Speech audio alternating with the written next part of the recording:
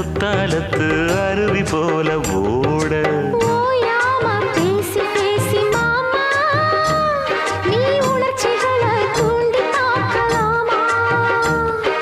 வாயாடி லாபம் என்ன வாமா நீ விஷயங்கள ஆற போடலாமா